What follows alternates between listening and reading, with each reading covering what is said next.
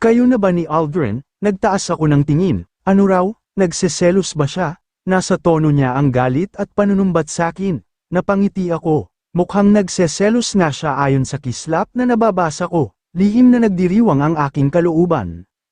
Padaanin mo ako. Pwede, matutulog na ako. Imbes na sagutin ang kanyang tanong, pinili kong iwasang sagutin iyon. Humakbang ako papalapit sa kanya at dumaan sa kanyang tabi nang bigla niyang hawakan ang aking braso. Layuan mo siya. Kumawala ako sa pagkakahawak niya at malalaki ang hakbang na tinungo ang aking kwarto. Nasisiyahan ako sa nakikitang apektado siya nung dalawin ako ni Aldrin. Pero nagulat na lamang ako nang bigla niyang hilin ang braso ko at walang pagdadalawang isip na kinabig ako halik. Halos mapugto ang hininga ko nang sandaling tumigil siya at hinaplos ang aking pisngi. I admit, I get jealous. Please Leonora, huwag mo akong pahirapan ng ganito.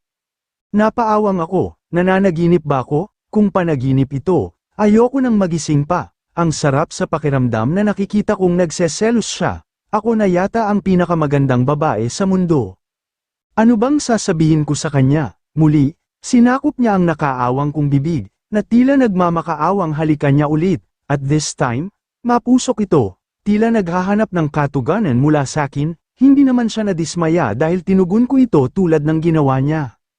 Matagal kaming ganun sa pasilyo, mahigpit ang pagkakayakap niya sa akin. Habang ako ay nakakapit sa kanyang leeg, God, adik na ako sa mga ginagawa niya. Sa mga sumunod na sandali, hindi ko na matandaan pa kung saan at kaninong silid kami pumasok, hindi ko rin matandaan na tuluyan ang lumantad ang aking katawan nang bumagsak ako sa kama. Dali-dali kong tinakpan ang aking katawan pero agad niya akong pinigilan. Napakaganda mo Leonora, tinitigan niya ang buong katawan kong nakalantad sa kanyang mata. Buong kasabik ang dinama niya ang aking dibdib. Napakislat ako sa ginawa niyang iyon, pinatay niya lahat ng katinoan ko. Ang isip at puso ko ay tila isang team, wala na akong ibang gusto ng sandaling iyon, kundi ang magiging alipin ng lalaking minsan kung panang akong sa panaginip ko na lang mamahalin, bahala na ang bukas. Sinamba niya ang aking katawan, hinaplos at dinama. Para akong mababaliw nung dahan-daang bumaba ang kanyang labi patungo sa bahagi ng pagkatao ko, halos hindi ako makahinga sa napakasarap na senseyong dulo nito. Nang matapos siya sa pagsamba, tumayo siya at tinuluyang pinakawalan ang lahat ng kanyang pagtitimpi. Napalunok ako, first time kung makakita ng ganito, and I admit, it was big, nakaramdam ako ng takot. Ngunit bago pa ako makapag-isip ng matino, muli siyang pumaibabaw sa akin at nagpantay ang aming katawan. Mahal kita, nagdiwang ang puso ko, tuluyan ang nawala ang anumang naramdaman kong takot, marahan kong pinikit ang aking mata, at hahayaan ko ang panahon kung saan ako dadalhin, hanggang sa ramdam ko ang matigas na bagay na nagpupumilit na pumasok sa akin mundo. Napaigik ako, masakit, hindi ko mapigil ang mapaluha. Miguel, napayakap ako sa kanyang likod ng sobrang higpit. This is your first, sandali siyang natigilan at hindi makapaniwalang tumingin sa akin. Nakagat ko ang pang-ibabang labi ko, hindi ako nakasagot sa tanong niyang iyon, sinalubong ko na lang ang mga titig niya at nagsusumamong ituloy ang naumpisahan. Naunawaan naman niya ang ibig kong ipahiwatig, saka it's too late na para umatras sa nasimulang sayaw ng pag-ibig. This time ay buong ingat na siya sa paggalaw, damang-dama ko ang pag-iingat niya para hindi ako masyadong masaktan. Naisuko ko na, binigay ko ang lahat para sa lalaking hindi ko alam kung totoong mahal ba ako, kung tunay ba ang sinabi niyang pagmamahal sa akin. Ilang sandali pa, ang kirot at hapdi ay nawala, napalitan yun ng nakakakiliting sensasyon hanggang sa kapwa namin narating ang kasukdulan. Pawis na pawis ang aming katawan ng maghiwalay. Yamakap ako sa kanya at pinagmasdan ang kanyang mukha, nakapikit na siya ngayon na may ngiti ang labi. Nakagat ko ang aking labi, nagsimulang damaloy ang masaganang luha sa akin mata. How I love this man so much. Sumiksik ako sa kanyang tabi at niyakap siya ng sobrang higpit, nais kong iparamdam sa kanya kung gaano ko siya kamahal sa kabila ng lahat na isa na siyang committed. Kapag ko'y ginupo na ako ng pagod at antok, tuluyan na akong nakatulog na nakayakap sa kanya. Masakit ang katawan ko nang magmulat ako ng mata kinabukasan, lalo na sa pinakasentrong bahagi, ngunit bago ko binuksan ng tuluyan ang aking mata, kinapa ko sa aking tabi ang lalaki, wala siya. Dagli akong nagmulat at bumangon, wala nga siya.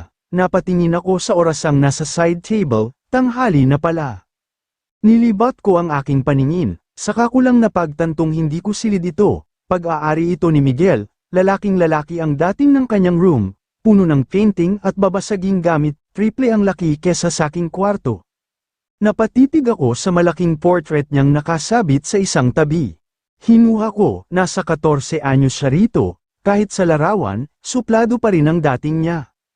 Paika-ika akong lumabas ng kwarto at agad tinungo ang akin, tiyak na nagtataka si Miggy kung bakit wala ako sa room, every morning kasi ginigising niya ako sa kanyang kakulaitan. Masigla ang kilos ko ng araw na yun, kahit masakit ang aking katawan, kitang-kita sa akin ang kakaibang saya habang naghahanda ng tanghalian, alam kong uuwi si Miguel dahil tumawag ito kanina sa mga katulong na uuwi ito at dito kakain ng tanghalian. Wala akong pakialam kung magtataka siya kung bakit siya ang lalaking unang dumaan sa buhay ko. Mag-iimbento na lang ako ng kwento kung bakit inangkin kong anak ang bata, kung bakit nagpretend ako, ang hindi niya dapat malaman, pamangkin niya si Miggy at anak ito ng kanyang kapatid. Napatingin ako sa aking orasang pambisig, ilang sandali lang ay darating na ang lalaki. Nagpaganda ako ng araw na yon, naglagay din ng make-up, gusto kong maging kaakit-akit sa kanyang paningin. Nagsuot ako ng isang simpleng damit pero labas pa rin ang tunay kong kagandahan. Daddy, napangiti ako, dumating na ang lalaki, sinipat ko muna ang aking kasuutan bago ako lumabas, pero ganun na lang ang pagkagulat ko nang makitang may kasama siyang isang napakagandang babae at nakahawak sa kanyang braso. Bigla akong napawrong, hindi ko alam kung anong gagawin ng mga sandaling ito, napatitig lang ako kay Miguel at tila baliwala ang presensya ko sa kanya. So ito yung sampid mo, sakin nakatingin ang babae habang marteng pinasadahan ako ng kilay. Nakaramdam ako ng sakit, hindi ko inasahang makikita ang babaeng nagmamay-ari sa kanya, akala ko kasi, ako na ang mahal niya, akala ko kasi, pero yun pala, mali ang akala ko. Nag-init ang sulok ng aking mata, bago pa nagbabadyang bumagsak ang aking luha, mabilis na akong tumalikod at pumunta ng kusina. I don't care kung kabastusan ang aking ginawa. Daddy, friend nyo, narinig kong tanong ni Miggy. No baby, I'm your daddy's special someone, I'm your tita Francine. Hindi ko na napigilan ang luha ko, malaya itong naglandas sa akin mukha, para akong pinagbagsakan ng langit at lupa, ang sakit. Mommy, mabilis kong pinahiran ang aking mga luha at humarap kay Miggy. Nakangiti siyang lumapit sa akin. Agad niyang hinawakan ang aking kamay at hinila. Teka, puntahan natin si Dad, hinila niya ako, kung alam lang sana niya ang nasa kalooban ko. Humugat ako ng malalim na hininga, kailangan kong tanggapin ito at harapin. Hawak ako ni Miggy sa kamay nang iharap niya ako kay Miguel at sa babaeng nagngangalang Francine. Kahit masakit sa aking kalooban na makita sila, pinilit ko itong kinaya, tiningnan ko si Miguel ng diretso sa mata. Nagtataka ako kung bakit galit at pagkamuhi ang nakikita ko sa kislap nito, hindi ko maintindihan.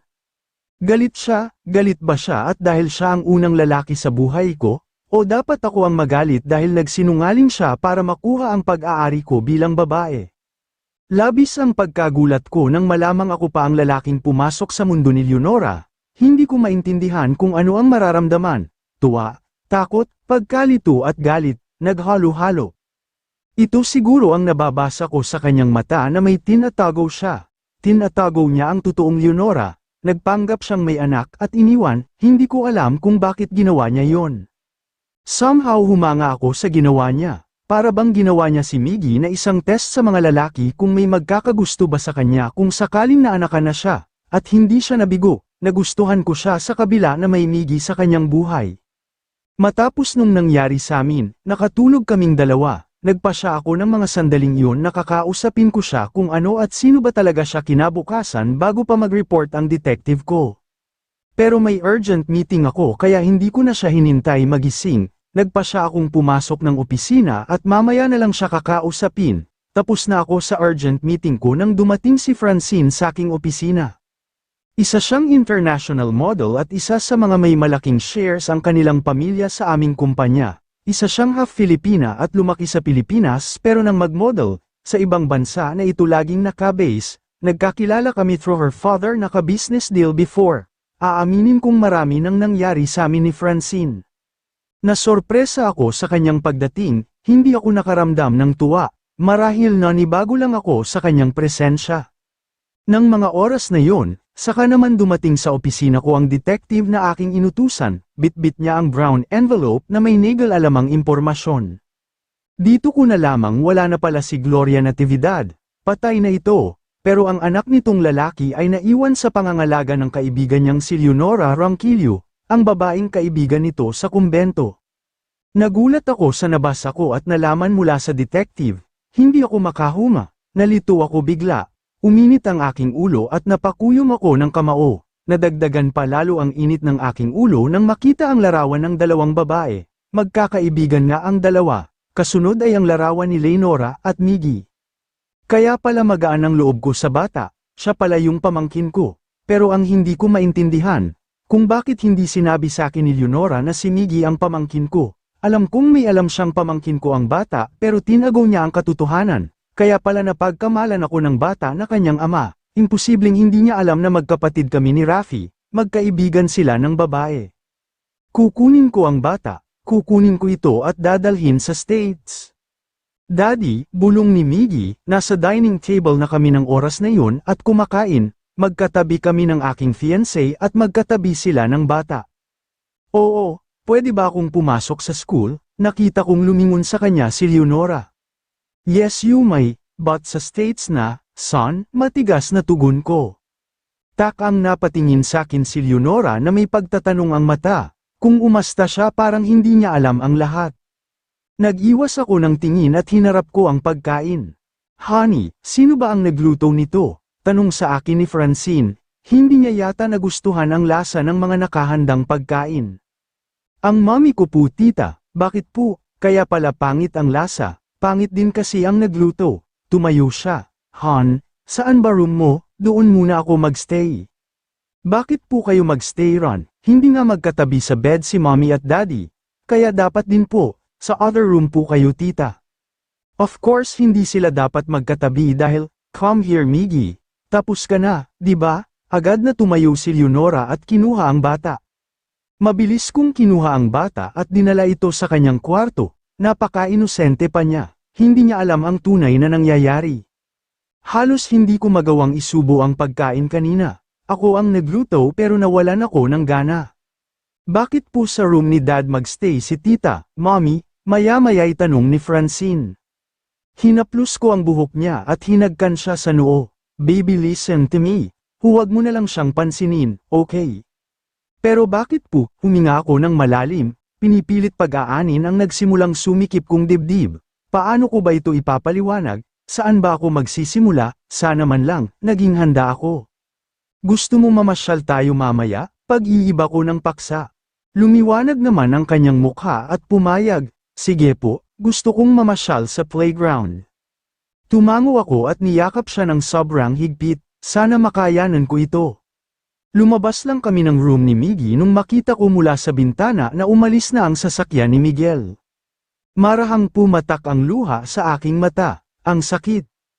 Tulad ng pinangako ko sa aking anak, namasyal kami, sa pagkakataong ito, kami lang dalawa, dati kasi, magkasama kaming tatlo na parang isang pamilya kada linggo.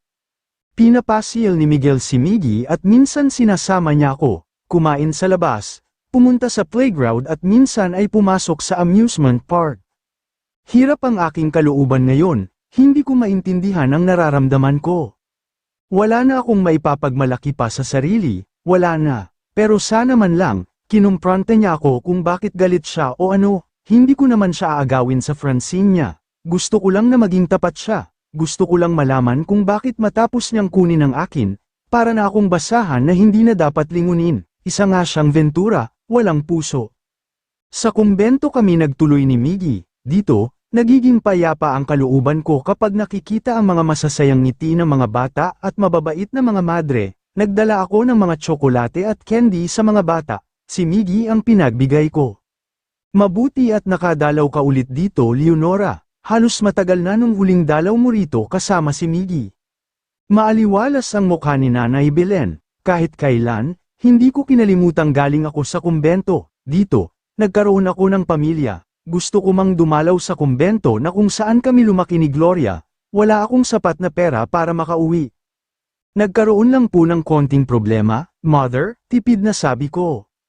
Basta sa panahon ng problema at pagsubok, huwag kang mangingining lumapit sa ating makapangyarihang Diyos. Nandyan lamang siya, Leonora. Sambitin mo lang ang kanyang pangalan at tutulungan ka niya. Tumango ako, ang bait talaga ni mother, hindi ako nagkamali sa pagpasyang dito kami papasyal ni Miggy. Inabot kami ng gabi nang dumating sa bahay, natagalan kami dahil sa paglalaro ng mga bata at pakikipagkwentuhan, isalipang na traffic kami sa daan. Tahimik akong humakbang papasok ng bahay, karga ko ang bata dahil naubos yata ang energy niya sa kalalaro ng mga kapwa bata kanina. Nalaman ko sa security guard ni Miguel na nakabantay sa gate, na dumating na ang lalaki kanina pa. Eksaktong pagpasok ko nang makitang nakayapos si Francine sa leeg ni Miguel at tila naglalampungan sa gitna ng bahay, apektado man sa akin nakita, nagpanggap na lamang na parang baliwala. Hindi ko na sila inisturbo sa paglalanturan, buti at nakatulog si Miggy, kundi magtataka ang bata at mahihirapan ako sa pagpapaliwanag.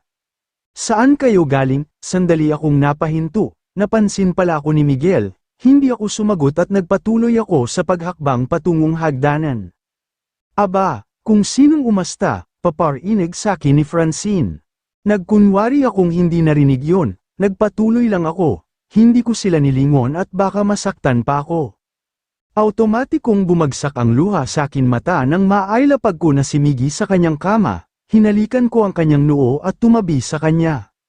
Dito ako magpapalipas ng gabi katabi ang bata. Para sa iyo anak, para sa iyo kakayanin ko ito. Alam kong hindi ka papayag na umalis sa bahay na ito. Alam kong ayaw mong mapalayo sa kinikilala mong daddy. Pero sana baby, maramdaman mo ang nararamdaman kong sakit. Sana maramdaman mong naghihirap ang kalooban ko. Sana maramdaman mong nagtitiis ako. Tuluyan na akong humagulhol. Sana hindi ko minahal ang lalaki at hindi nagtagpo ang landas namin, hindi sana ako naghihirap ng ganito.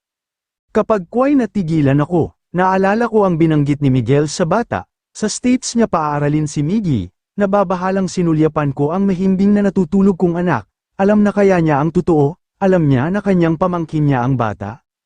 No, ang tanging alam lang niya ay isa akong birhen ng kunin niya, sa bata, wala siyang alam.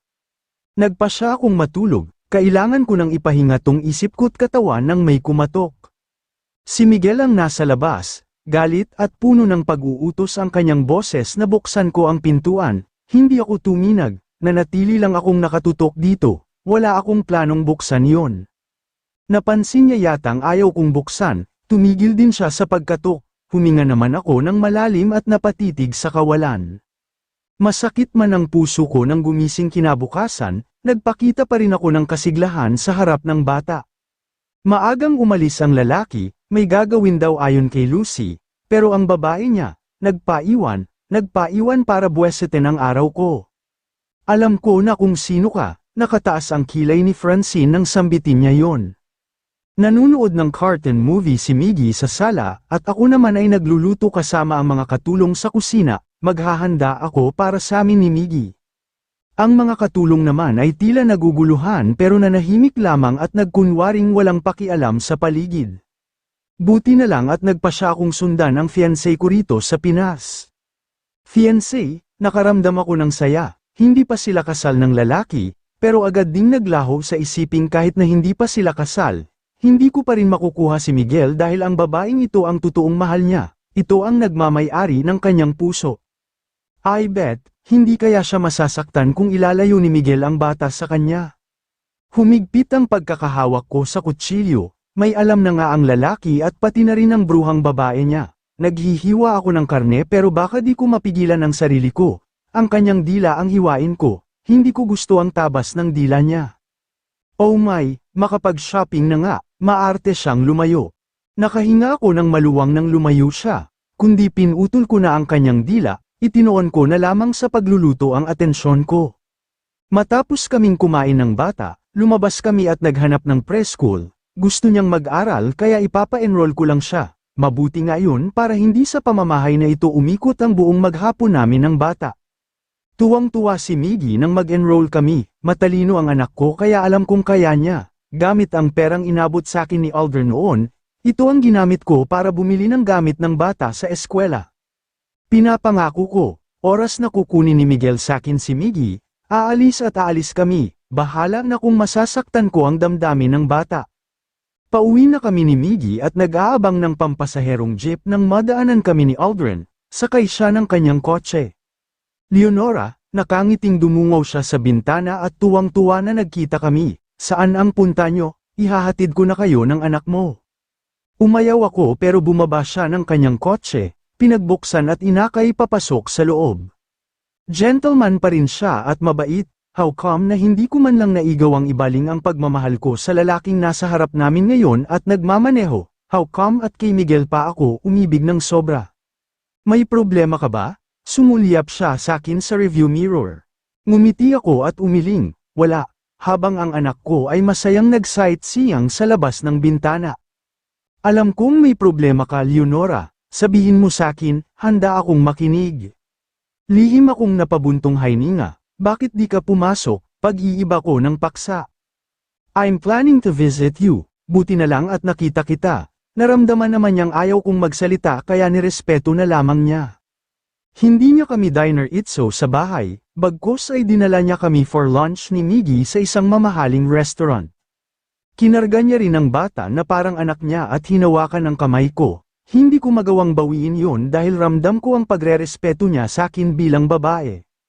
Napagkamalan pa kaming mag-asawa ng waiter, ang cute raw ng anak naming dalawa, lihim akong natawa roon. Tulad ng dati, maalaga pa rin si Aldrin pagdating sa kainan, asikasong-asikaso niya ako pati ang bata. Sayang, binigyan ko siya ng dahilan dati pero umatras siya, saka naman dumating sa amin landas si Miguel. Ngayon, nagbalik si Aldrin at tanggap niyang may anak ako, pero ito namang puso ko ang problema. Kung pagbibigyan ako ng pagkakataon, si Aldrin na lang ang mamahalin ko, kung matuturuan sana ang puso. Busog na busog ako nang umalis kami roon, kapag lagi siguro kaming magkakasama, hindi na ako magtataka kung tataba ako. Saan mo gustong pumasyal, baby? Kapag kway tanong niya kay Miggy habang karga ito. Sakay tayo ng carousel, tito. Mabilis namang sagot ni Miggy, ang dali yata nilang magkapalagayan ng loob, friendly kasi itong anghel ko. Miggy, baby, hindi pwede, may work pa si Tito Aldrin. Ano ka ba, Leonora? Pagkakataon ko na ito para makasama kayo. Pero, please, gusto ko kayong makasamang dalawa. Tipid ang ngiting ko mawala sakin, why not? Wala naman kaming gagawin ni Miggy sa bahay, mabubweset lang ako sa marteng babaeng nandun na akala mo kung sinong maganda. Well, in fact, maganda talaga siya, puno kasi ng kulorete, mukhang may Halloween na dadaluhan gayong ang layo pa ng November 1. Mommy please, I love to ride horse with Tito Aldrin, payag ka na mom, please, nagpout lips si Miggy at nagpuppy eyes. Please mommy, ginaya naman ni Aldrin ang boses ng bata. Hindi ko mapigil ang matawa ng malakas, ang cute nilang tingnang dalawa, mukhang magkakating sila nito pag nagkataon, tanging oo ang sagot ko at agad kaming dinala ng lalaki sa amusement park. Masaya akong pinagmasdan ang dalawa nang sumakay sila ng carousel, nakaagapay si Aldrin sa likuran ni Miggy at umaarteng nangangabayo, natatawang umiiling ako, paano kasi, naka-business suit pa siya at para siyang ama na nakikipaglaro sa anak. Nag-flashback bigla naman sa akin isipan nung time na pumasok kami ni Miguel dito, sumakay rin sila ng carousel, masayang masaya at puno ng halakhak ang paligid, ang sarap pagmasdan ni Miguel na nakangiti, mas lalo siyang gumagwapo. Ipinilig ko ang aking ulo, ayoko siyang isipin, mawawala ang sayang nararamdaman ko. Kinawayan ako ni Aldrin na sumabay sa kanila. Umayaw ako, pero napilitan din ang bumaba sila at hinila akong pumasok at sumakay. Para akong bumalik sa pagkabata, masayang masaya ako at nakalimutan ko sandali ang sakit na umalipan sa akin pagkatao, salamat kay Aldrin at nagawa niya akong patawanin sa simpleng ride. Matapos sa carousel, sa ibang ride naman kami sumakay, tawa rito, kain doon, laro rito, pahinga roon. Gabi na nang hinatid kami ni Aldrin, nagpasalamat ako sa kanya at nag-good night bago tumalikod para pumasok ng gate, ngunit bago yun, ginanap niya ang aking kamay at hinalikan yun. Good night din sa iyo Leonora at salamat, malamlam ang kanyang mata at ramdam ko ang sincerity sa kanyang boses. Tumango ako at pumasok na kami ni Miggy, himala at hindi pa naubos ang energy niya, may bitbit siyang mga toys. Agad namang sumalubong sakin si Lucy na takot ang nakalarawan sa mukha, kinuha niya sakin kamay ang mga gamit na binili ko sa bata. Anong nangyari sa iyo Lucy? Tak ang tanong ko, si Sir Miguel, halika na. Bakit? Galit na galit, kanina pa naghihintay kay Miggy, saan-saan mo raw dinala ang bata na hindi nagpaalam sa kanya. Nanginginig na sumbong sakin ni Lucy, nakikita ko sa kislap ng mata niya takot na takot siya. Nakaramdam ako ng galit, bakit kailangan kong magpaalam sa kanya? Anak ko ang bata at wala siyang karapatan kung saan kami magpunta, kahit na magpunta pa kami ng China, wala siyang pakialam doon dahil buhay namin ito ng bata. Kung umasta siya, parang pag-aari niya kami, na parang hawak niya ang buhay namin, kahit pamangkin niya si Miggy. Ako ang mas may karapatan sa lahat, ako ang nagpalaki, nag-aruga at nagsakripisyo para palakihin ng maayos si Miggy, at dahil sa walang kwentang kapatid niya, kaya namatay ang kaibigan ko, at ngayon magagalit siya dahil kung saan-saan ko dinala ang anak ko.